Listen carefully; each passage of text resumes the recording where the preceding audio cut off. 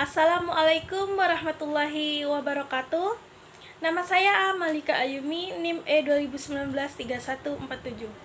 Di sini saya akan mereview film tentang judul Chief Kim, yang dimana seorang akuntan yang sangat pandai dan terampil yang bekerja untuk gangster.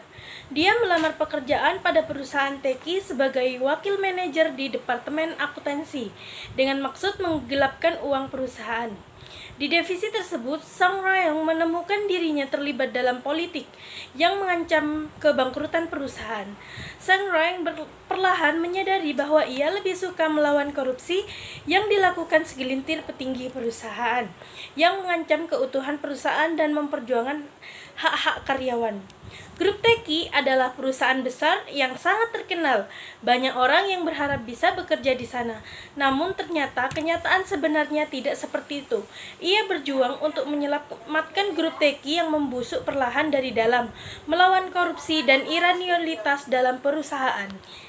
Di beberapa episode awal akan terlihat bagaimana pergolakan batin Sang Rayong yang biasa menggelapkan uang perusahaan.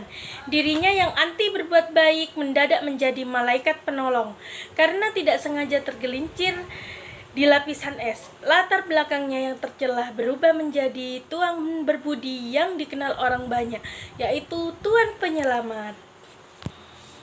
Nah, di sini Chief Kim mendapatkan informasi dari sekretarisnya, Oh Kwang Sok, bahwa sebuah perusahaan besar bernama Teki Group tengah membuka lowongan pekerjaan untuk posisi kepala divisi dengan kualifikasi yang tidak terlalu berat. Diam-diam Chief Kim melamar ke Teki Group dan ikut dalam tes yang diselenggarakan oleh perusahaan tersebut dengan harapan jika dia terima bekerja di perusahaan besar tersebut, maka cita-citanya untuk pindah ke Denmark lebih cepat terwujud. Chief Kim lulus tes dengan hasil yang sangat dan dengan sedikit drama. Dia berusaha meyakinkan perusahaan untuk menerimanya sebagai karyawan.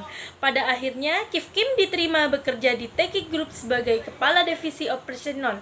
Namun, tanpa sepengetahuannya, sebenarnya ada tangan-tangan kotor yang terlibat dan memang sengaja memilih Chief Kim untuk dijadikan boneka yang dapat mereka gunakan untuk mencapai tujuan mereka. Sebelum Chief Kim menempati posisi di Teki Group kepala divisi operasional, sebelumnya yang biasa dipanggil Chief Le melakukan upaya percobaan bunuh diri, namun gagal. Saat ini dia masih terbaring koma di rumah sakit. Chief Le berusaha bunuh diri setelah dituduh menggelapkan dana perusahaan dan terlibat dalam perjudian ilegal. Karyawan divisi operasional termasuk Ha Kyung dan manajer Ko tidak percaya bahwa Chief Le menggelapkan dana perusahaan dan terlibat perjudian ilegal.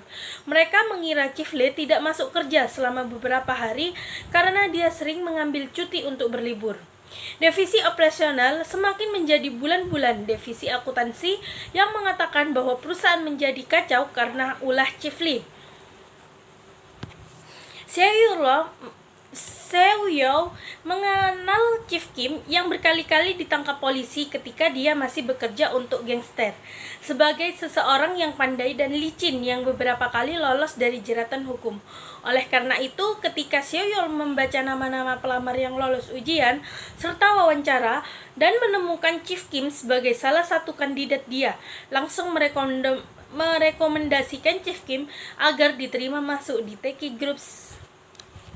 Lama-kelamaan, Chief Kim menemukan beberapa petinggi di Teki Group yang melakukan pengauditan palsu atau kebohongan dalam pelaporan keuangan. Dia menjadikan seseorang untuk memalsukan audit pelaporan keuangan dan memalsukan laporan keuangan yang ada di Teki Group. Presiden Ketua Prak menjadikan Seoul menjadi kambing hitam agar kelakuan sesungguhnya tidak diketahui oleh publik dan menjadikan Seoul sebagai tersangka. Penggelapan penipuan Seoul lalu dicek agar supaya seakan-akan Seoul melarikan diri. Nyonya Ko melibatkan di situ seakan-akan Seoul yang salah dalam satu perusahaan tersebut. Dan disebabkan oleh Seoul dan Nyonya Ko mengungkapkan perusahaan tersebut berada di bawah krisis terbesar sejak perusahaan didirikan. Setelah Tuan Kim mengumpulkan beberapa kelemahan ketropak untuk mengeluarkan Seoul dibebaskan dari dalam sel dan bekerja sama dengan Chief Kim.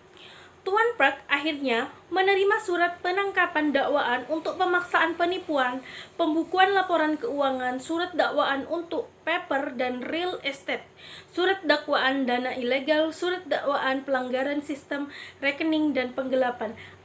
Akibat Chief Kim, ketropak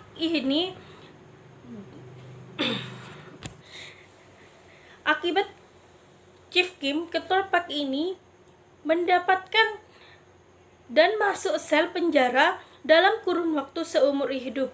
Akhirnya, semua pelaporan keuangan terungkap sudah dan yang bersalah adalah ketropak. Sekian dari saya. Wassalamualaikum warahmatullahi wabarakatuh.